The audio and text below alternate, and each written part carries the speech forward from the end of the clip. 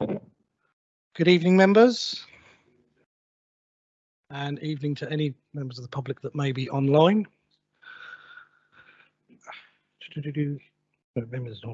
Anybody in physical attendance who has an electronic device, please mute it to avoid any feedback. And can I ask any remote participants to keep their videos switched off and mute their microphones unless they are speaking, please, to avoid affecting the impact of the live streaming. This meeting is being recorded and live streamed, and data collected during the recording of the meeting will be retained in accordance with the Council's data retention policy. The recording of the meeting may be added to the Council's website. Members accessing the meeting remotely should use their SBC or KCC laptop to participate virtually. If you join using the link on the website or on a mobile or tablet device, it may not always be possible to identify you, and you may not be recorded as having been in remote attendance. So welcome to the first of the Housing and Health Committee meetings, including any visiting members attending remotely and members of the public. The following staff are in attendance in the Council Chamber: Head of Housing and Community Services, Charlotte Hudson, and Democratic Services Officer, Joe Millard. Attending remotely, we have Democratic Service Officer, Billy Attaway. I will now outline the emergency evacuation procedure, as we're all pretty familiar with it, I think. No one needs me to go through that again. Excellent. Are there any apologies for absence? Thank you, Chair. Apologies have been received from Councillors Carol Jackson and Councillor Elliot Jays, although I noticed that actually Councillor Jays has joined us online. The substitutes this evening are Councillor Tony Winklis and Councillor Corey Woodford. Thank you. Thank you. And we'll go on to any declarations of pecuniary or non-pecuniary interest, please. Naturally, myself and Charlotte will have the non-pecuniary, particularly on the item regarding the shareholder panel for Rainbow Homes as directors of Rainbow Homes. It has been double checked and that does not preclude us on that particular item, given it is regarding training for the shareholder panel, not selection of members of the shareholder panel. Okay. So next item of business is for the minutes. Are members happy to approve the minutes from the 18th of May as a correct record? Minute numbers 16 through 20. Agreed. Wonderful, thank you very much. So we'll go to item 5, which is the forward decisions plan. Are there any questions on the forward decisions plan at all?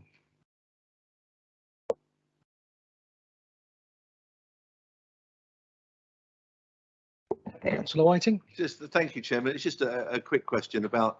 I mean, clearly the majority of these items at the moment are statutory ones that we need, they're policies that we need to review on a regular basis, and that's how they found their way on, and that's perfectly good. If, as a committee, we would like to see something on here, then presumably it's open to us as members to propose that at a committee meeting and ask for subsequently for a report to come back or for it to go on a forward plan item as something we may want to do that's outside of any statutory framework. Yep, that's correct. If there's anything that we wish to add in, obviously subject to the resource capacity available, because I know this particular area is fairly tight, and I think Charlotte will agree on that one. If it's possible to do it, we'll always seek to do it, and obviously anything that fits with the aims and objectives to try and reduce homelessness, to try and improve the quality of homes, etc., is always going to be welcome, regardless of which side of the chamber it comes from. So, thank you. I'm obliged, Chairman. Just as a quick follow-up, presumably some things that we may want to suggest may have a budgetary implication, and we would want to feed that into P&R at the earliest opportunity to try to seek the funding we might need in subsequent years to pay for whatever extra resources Charlotte might need. Very much so, and quite often the case in this particular area. Any further questions? Lovely. In that case, could I ask members to note the forward plan in its current form? Wonderful. So we're over to item 6, which is the handover report from the executive model to cabinet system. At this point, I would like to ask if Charlotte has anything to add to what's already in the report that no doubt all of you have read quite thoroughly. Thank you, Chair. Haven't really got much to add. I think this report, we want to highlight sort of the work that's gone on within the housing and health portfolio of work, which obviously falls within my service area. As Councillor Whiting has already alluded to, a lot of particularly the housing function is around statutory responsibilities, and we therefore have to respond within the legal framework of operating. But there are obviously some sort of decisions that have to go forward and look ways that we can enhance and respond to our statutory responses, which is around sort of a lot of the prevention work. And as highlighted in sort of the success highlights, particularly the work around the rough sleepers has been a new function over the last 3 years and has sort of grown and been supported by sort of central government funding. We have just received our allocation for the next 3 years, but I still believe it's embargoed because it's not highlighted on gov.uk. But as soon as that's not embargoed anymore, then obviously we can share that going forward. But just to say that service will remain. Just really open to any questions on the handover report that you may have. Before I come out to questions, I'm just going to add in terms of significant issues that may want to be considered by this committee are obviously a couple of white papers from central government around levelling up and housing in general, and some of the issues amongst those that we may want to keep an eye on. So there is talk of some of the provisions that were in the Vagrancy Act that has recently been abolished being brought back through the Levelling Up Act, including the ability to fine people for sleeping rough, which sort of defeats the object a bit. And in the Housing White Paper, expansion to right to buy, among some other positive elements like the introduction of statutory licensing for private sector landlords. So just so that we're also aware that they're in early stages of development, but we can expect significant changes. And I saw Councillor Gould and then Councillor Winklis. Thank you, Chairman. I was just looking through and saw the Community Housing Grant Fund. There seems to be quite a reasonable sum of money, not much of which is being spent. Is it possible to expand a bit on what that can be spent on, given it appears to be quite ring-fenced? Yeah, absolutely. So the Community Housing Fund is really around those community-led housing schemes, which we really only have 2 of in the borough, one being Faversham and one being a cooperative in Binster. It is really about enabling them to bring forward schemes. So we need a group that's there and wanting to do community-led housing, and then they need to apply for that funding. So we have looked at a number of iterations over the years. We have funded needs assessments and some initial architectural amounts. But I think because these groups work quite slowly, because generally they're a group of interested people coming together, the amount of spend is quite limited, and we don't have, say, we only have two groups. We have run events to try and encourage that type of work to go forward. But as you said, it is really ring fenced.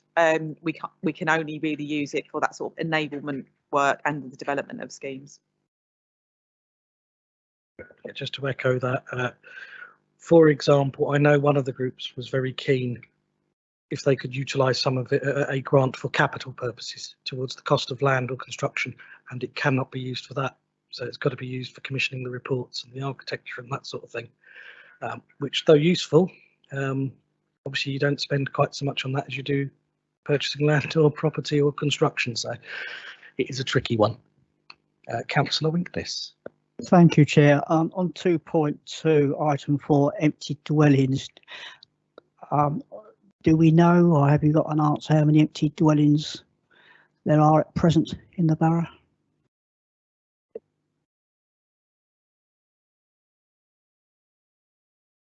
I don't currently have that figure with me. I can get you, as we've just reached quarter end, I can circulate that afterwards. I think in the report there was, in terms of what we define as long-term empties, at the end of 21-22 there was 59. But the turnover of the short-term empties, which we use sort of council tax data for, changes quite frequently, and the majority of those empty dwellings tend to be properties in probate. Thank you. So I've got Councillor Gordon, Councillor Whiting, so I'll take one and then one.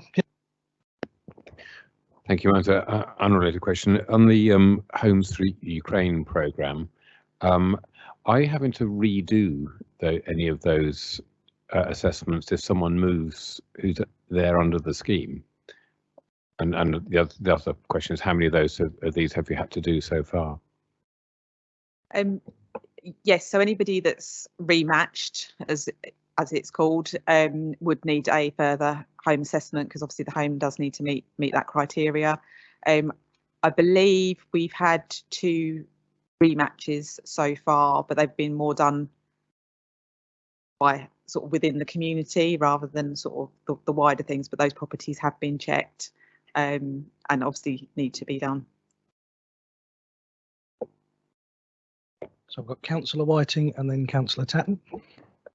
Thank you, Chair. I've got 3 very quick ones, if I may, save coming back to me. You've rightly mentioned the new Levelling Up and Regeneration Bill, LERG, as it's been acronymed, somewhat unattractively.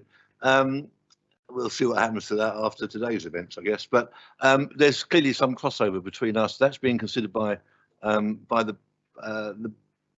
Planning Committee working group tomorrow, isn't it? So there's clearly some crossover between our interests in sections of that bill and other parts of the council. I am sure it will happen, but that at some point we will understand which bits that we will have a say on or be consulted on before everything goes to P&R eventually, I guess, which I guess it will. So that was my first question. Will that get divvied up in due time for us to consider the relevant bits? On the bottom of page 10, Chairman, where we talk about another 536 firm deliveries for new affordable homes, I just wondered, and with 512 in the pipeline, I just trying to understand what the definition is for those 2 things. Does that 536 means the spades are in the ground and they're being built, or does it simply mean there's been planning permission granted, and those permissions include that number, but we've no idea about when they're going to be built out yet? So I'll fire on first of all. So the firm deliveries will be those where planning permission is in place and a housing association is in place. And in most of the cases, there's spades in the ground. Some of them there's delays to it, but it's generally at the stage where spades are going in the ground or are in the ground. Those in pipeline may not have a housing association allocated to them yet. They may still be going through the contracts procedure, but I'm sure Charlotte will correct me if I'm wrong. No, Chair, that's correct. So yeah, as I said, the firm ones are an RP is in place, or provider is in place. So the pipeline ones are those that might, we hope would have planning permission. They do have planning permission. That was a question, really. Yeah. So they all have planning permission. They have planning permission, but they don't have a registered provider or any firm start dates or anything like that. So that's why they're in the pipeline element of it. Okay, thank you. And my third point, if I may, Chairman, very quickly, and there is an enormous amount of work that Charlotte and her team are doing. We can see that because it runs into best part of 3 pages here of closely typed lines of the work and the initiatives and the work streams that are underway. As a committee, part of our role is to monitor that work and understand how well it's being delivered, and if there are particular issues, perhaps overstaffing and resource to get a certain piece of work across the line, it may be that Charlotte does need more funds, and we're in a position as members to ask P&R to provide those funds. So I wonder whether to make this actually doable and manageable moving forward, because if we took 3 or 4 of these at every one of our meetings, it would take us about 15 or 16 years to get a report on all of them, which is clearly not what we'd want. And I wonder whether we could put a RAG rating system in place. I know the management, Charlotte and her managers will feed this stuff up to SMT anyway. Are things on target? Are they behind target? Are they seriously behind target? And therefore we as members need to get involved in trying to sort those ones out, because the green ones we can leave alone. The amber ones we might be interested in, but the red ones we would, I hope, certainly want to assist Charlotte in getting those across the line. And I wonder whether a quarterly RAG rated report, just to set those things out, might be useful if it's something that Charlotte can manage to pull together. I'll just propose that as a motion if I need to, Chairman, that's all. Okay, I was just going to sort of go back to the LURB, as we're now calling it. Oh, that's interesting acronym. Absolutely. So I think it's imperative that as a service that we need to digest what this legislation is and the implication it is for the council and our services going forward. So any relevant information we will feed through to this committee. It may feed through to revised policies or revised strategies. I mean, particularly around selective licensing, for example, that would need fees set and an element of an enforcement policy if it wasn't working. So we'd probably need some policy framework around that, even though it will be in legislation. So I think as it emerges into more detailed legislation, absolutely, I would say we need to really define how that is delivered in Swale, and that will be the role of that committee to this committee to agree that going forward. In terms of sort of the RAG response, I'll do anything to help me get more resource. And I don't know if that's the official answer, but no. Obviously, as Councillor Whiting's mentioned, we do regularly monitor a number of different indicators across the service, some of which we have control over, some of which we don't. We can't really tell how many people are going to come into our service, but we can respond how we deal with them once they're here, and they're sort of that level of performance indicators. I think from a quarterly perspective, we absolutely could provide some level of information. What I wouldn't want to do is to get into a lot of operational detail, because obviously that is a role for us as officers to manage, but some high level health of the service type approach, I think would be manageable. I'll just double check. Councillor Harrison, was it on the quarterly monitoring? So I'll take Councillor Harrison before I go to Councillor Tatton and Councillor Ingleton just on those grounds. Yeah, thank you, Chair. I was going to say that from the training that we had on this, these are decision-making committees. You can't have lots of things just so you find out what's going on, only if you can make a decision on them. There were a number of things that I have raised privately, like performance management. Okay, Cabinet used to look once a year at X. Cabinet used to look once a year at Y. Cabinet used, where are these things going? Because there does need to be member oversight on things. You can't just say we're only having decision-making stuff here. That was going to be taken away. One of the things I'll just say off the top of my head was the complaints. No, I did raise it at Policy and Resources. The brickbats and the roses thing. We need to know that, I think, as councillors. We used to have a performance, Ken will remember, performance review subcommittee, where we did look at these sorts of things. So I don't think that we should have on here regularly, because, as I say, they're supposed to be decision making only. But we do need to look at how we can be aware of how things are going. I don't want to read in the paper that Swale's got a major problem. I want to know beforehand if there are things, so that we can say, can we put a report to P&R saying we need more resources for XYZ? And if you haven't got the information, you can't really say that. But by the same token, these are not committees for you to have lots of papers for information. Thanks. So I'm presuming that this is something which SMT or EMT are looking at. That was my understanding as well. It is decision making. So it's how we find a way to make it so that we can monitor that performance and make decisions on it. And I think that's something that I can take away with Charlotte and work out best way of doing it. And obviously we can then bring that back to committee, and I think something along the lines of RAG, because I know there are reports that are produced for officers which are very detailed. I tried keeping up with them for quite a few months, and I'll be honest, I said, can I just have the summary page? But you know, it is something I think we're going to have to look at. So I'll take Councillor Tatton, and I've got Councillor Rolls after Councillor Ingleton.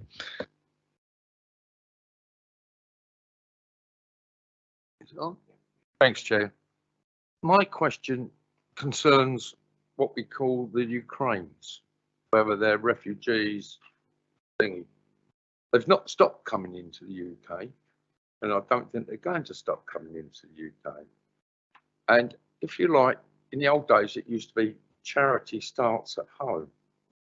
Now, if they're going to buy into Swales properties, right, and some have already come over, and the people that brought them over said, no, we don't want you now to get out, and then they come into the normal list, if you like, or a council's listing, are not these Ukrainian persons being asked, should Mr. Putin decide, I've had enough, shuts it all down, will they go back to Ukraine? Yeah, interesting enough, I was on a ministerial call about the Homes for Ukraine scheme today, so have some quite up-to-date information on it. So in terms of the Homes for Ukraine scheme, which is obviously different from the family scheme when they were sponsoring their own family members, we are shortly coming to, I think we're about 4 months in from some of the initial schemes, and they were agreed to host for a minimum of 6 months. So now they are looking at making sure that those placements don't break down, and what the future is over the next 6 months as we go forward. The ultimate, if a placement breaks down, then there is the rematching process for other people that have volunteered to allow someone to stay in their property going forward. And then we looked, if that doesn't work, then we look to see if we could get them into the private rented sector through either employment or sort of benefit related private rented sector elements. The ultimate place though is if they don't have anywhere else to go, they will come through our homeless route, and we would have to deal with them as we would anybody else. But ultimately, I think the visas are for an original 3 years, so they're able to stay and remain and work and claim benefits and all of those things for the 3-year period that their visa allows them to do. From my experience and from the feedback of individuals, that most people would quite like still to be in Ukraine if they had the ultimate choice. They aren't able to do that at the moment, and they're very grateful for the hosts that have offered them support within the area. Clearly they are entering school and employment and making the best of the situation that they have here. But that is sort of the framework that the government's put in place for the scheme. That helps. To clarify, I think we've only had one that's ended up as a drop. And yeah, so we've only had one household that's come through our homeless route, and that was from the family scheme rather than the Homes for Ukraine scheme currently. But we are closely monitoring, well, the whole country is closely monitoring, but as Kent as a group, we're also closely monitoring the numbers that will come through the homeless route, because that's obviously not ideal and wasn't the intention when the schemes were set up. It's also worth bearing in mind that actually refugees from Ukraine are in a semi-privileged position compared to other refugees coming into the UK. They have visas and are permitted to work. And actually somewhere around 53% of refugees that enter the UK would be considered key workers who aren't allowed to earn any pennies, aren't allowed to go and help our NHS, drive our buses or anything else where we may have shortages, and therefore be able to claim lower quantities of benefit. So that's another consideration we have to have when thinking about this. Actually, many of the refugees would love to pay their own way desperately. They want to work, they have the skills to work, but our system says they can't, not until they are fully processed and given leave to remain. And let's face it, we know the asylum process in this country takes an awful long time. So we'll take Councillor Ingleton, and then I've got Councillor Rolls. Thank you, Chair. This committee carries quite a heavy responsibility for the community. I've spent over 20 years with Housing Aid before they were absorbed back into the council. I also spent over 20 years with the Community Health Council and its successors working in the community on health. I believe it's important that the members of this committee have a certain amount of training in the interventions that the authority is able to put in place so that they understand what the officers are doing. Personally, I would like to be one of the officers because I believe their job is, I wouldn't say impossible, but it's nearing the impossible at the moment, and they need an awful lot of support from us members in order to carry out that work. I also see at the end of the list there's child and vulnerable adult safeguarding. I think it's important that probably at least once a year members have an update on the training for that. It also helps them and it helps them understand what's going on around us. I think a lot of us are protected with cotton wool around us. We don't all see the actual world and what the real world is like out there. So I'm asking for training for members on the issues that we're responsible for. Thank you. Yeah, I mean, thank you, Councillor Ingleton. And I'm sure I can work with Democratic Services to facilitate some training. We obviously did do some safeguarding training during lockdown, because I just remember being on the computer looking at it. But obviously it's something that does change. There are new risks and vulnerabilities that come in all the time, so we can look at that.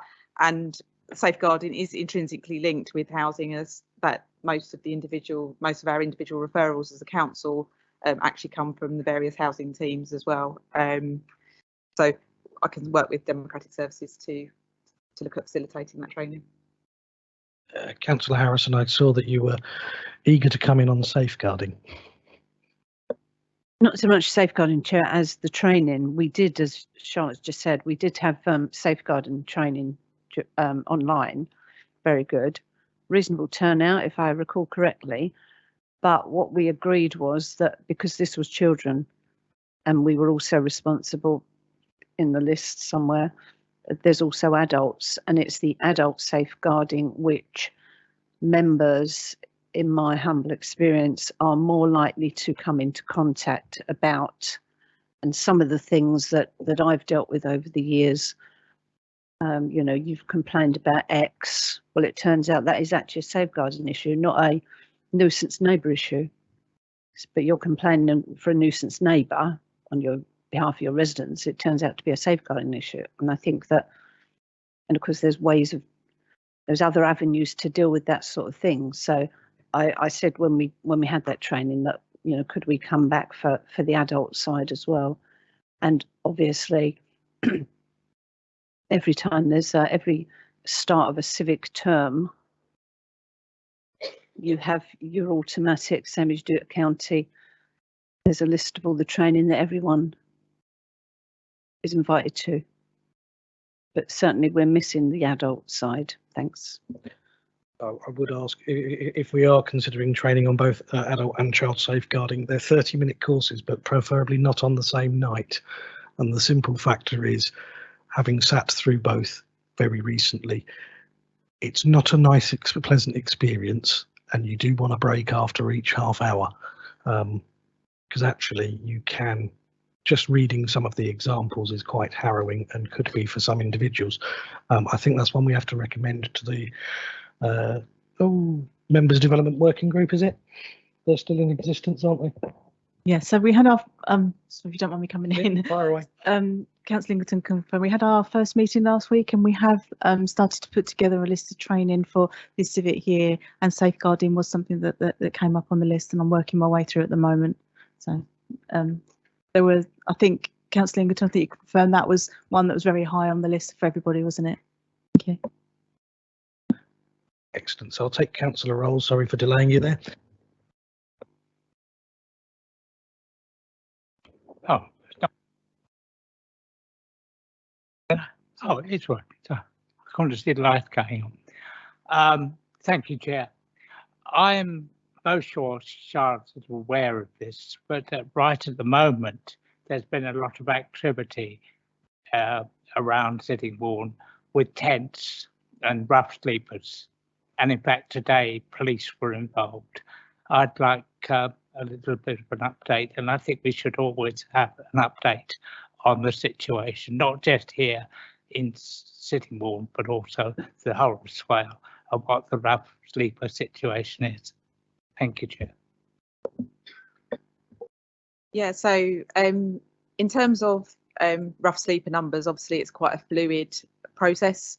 I haven't got the figures for today, but the figures of yesterday is that we had 6 known rough sleepers within the borough. The tent issue is a slight aside in terms of how that works, but roughly we do have about sort of 6 at a time. Some of those have refused accommodation. Some of those have had accommodation and not been able to maintain that accommodation and play by the rules that we require them to, or the landlord requires them to. And then obviously we have a bit of a flow through about the people that they want accommodation, but sometimes they want it in a certain area and they want to wait and various other things. But we sort of, on average, it's between sort of 4 to 6 at any one point. Obviously, during the winter period, and particularly severe weather, we will operate swept procedure. And no matter even if we've accommodated people before and they haven't played by the rules, we will still offer them accommodation on that front. The tent issue, I don't want to get into too much detail because obviously, as you said, there is a lot of activity around that at the moment. I think there's been some unfortunate where the local charity has been trying to support some of the rough sleepers, but maybe more firm boundaries needed to be put in place, and it's become a bit antisocial and more people staying there that shouldn't be because they have accommodation that we've provided for them, or have accommodation of their own and are choosing to congregate there. So it has become a little bit of a problem that the agencies are working, various agencies, including KCC as the landowner, are dealing with it at the present time. Thank you, Charlotte, and thank you, Chair. Right. Councillor Whiting. I think that Councillor Rolls raises a very important point about that one particular issue, and that was kind of my reason for asking for perhaps a quarterly update on these major issues, because we could go into detail in the way that Councillor Rolls, I think quite rightly has done on this particular one, on any of these lines on those 3 pages at any time, which gets away from the decision-making thing that Councillor Harrison referred to. And the decision should be about, have we got the resources to do what we're supposed to be doing? And a quarterly report on homelessness and rough sleeping will give us the facts that we need to decide whether the policy we've got in place are the right ones to deal with the problem that we have or have not.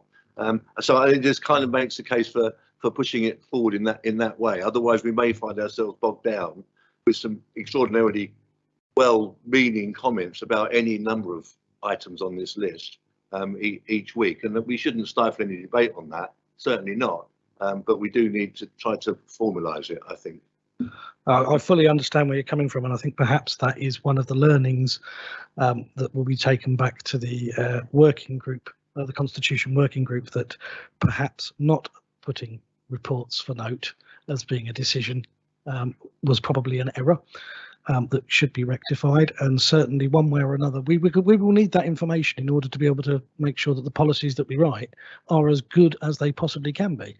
I mean, let's face it, it would be no good us having a gold-plated, the best rough sleeping policy in the world if we didn't have a single rough sleeper.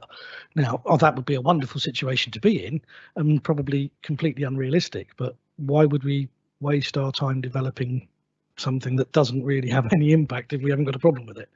And probably the worst option to pick in terms of those. Councillor Harrison, was there something you wanted to add on that? I was merely going to say, Mr. Chairman, that you were being extremely lenient, as this was the first proper meeting with my colleague here, because in normal circumstances you'd have cut him off at the starting point and said that's not appropriate to this agenda item. Councillor Rolls, raise it outside the meeting, which is what you should be doing. Long gone are the days, Councillor Whiting, when we hung our hat and discussed anything under the sun, because we were good. And on that note, I'll ask if there is a proposer to note the report.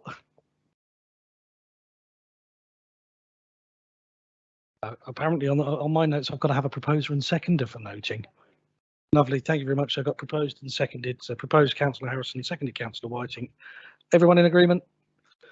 Lovely stuff. So let's move to item 7, which is training for Rainbow Homes Shareholder Committee. We do have the 2 recommendations. Is there anything to add to the report before we start, Charlotte?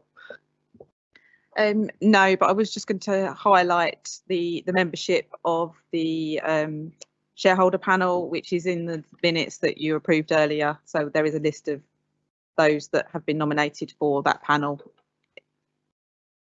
Councillor Harrison. Thank you, Chair. I would propose recommendation 1 that shareholder training is mandatory for all members on the committee. The Rainbow Homes Committee panel, whatever it's called. But I would also agree that we should open up the training to all members of this committee, because in the event that, you know, I mean, everyone's got the dates, so I would not expect you to go and book a holiday when there's a meeting of this committee in, I don't know, October. But you could fall and break your leg and be in the hospital, in which case that's a very good excuse for getting a sub. But if they haven't been trained, you're stuck. So I would agree that all members of this committee should have the option of training. I'll second that, Mr. Chair. Thank you. So we've got Councillor Harrison and Councillor Whiting, and just from a personal point of view, I'll point out that the previous shareholder panel all received the training, and it's not so much to say which way you're going, it's more to make sure that you can scrutinise the board to the best of your ability and keep yourself safe from becoming a shadow director, because that is probably the worst thing that you want to do, because suddenly you'll find yourself liable for things that you didn't sign up for. So we've got a proposer and seconder. Anybody else wish to talk on the item? Councillor.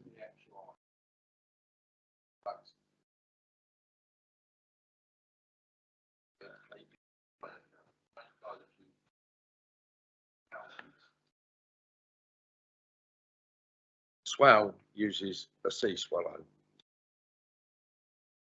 Why do we need a coloured ribbon?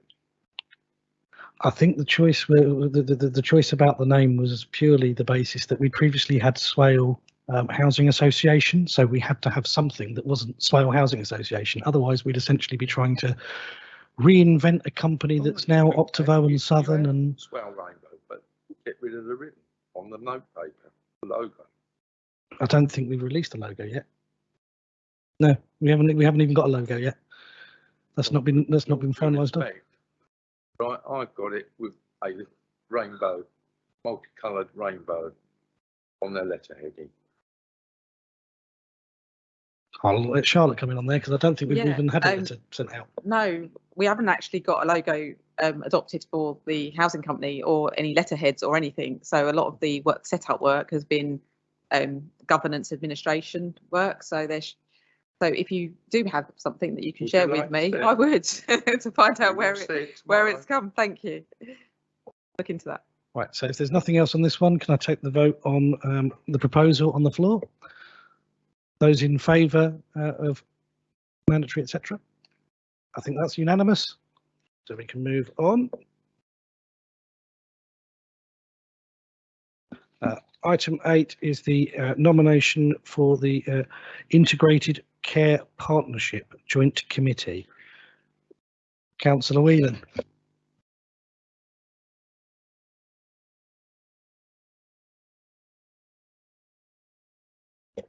I'd like to propose Angela Harrison for that position.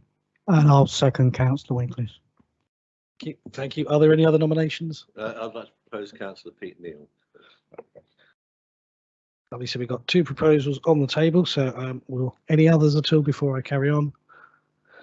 So we'll take those in favour of Councillor Angela Harrison first of all, please.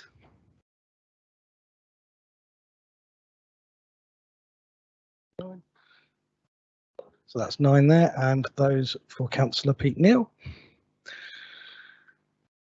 So we've got 5 there, and there was me not raising my hand, but we know where I was going, so we'll call that 10-5 to Councillor Harrison there. So Councillor Harrison is duly our nomination for that, and I believe you've been doing this role anyway from your previous cabinet position and filling in over the last few weeks while we were waiting for a new nomination. So thank you very much for filling in at the last meeting, and hopefully you continue to build that relationship that I know has taken quite a lot of slog to get people around the table for. Right. And with that, ladies and gents, I believe we are finished for the evening. So thank you very much, and we'll draw that to a close.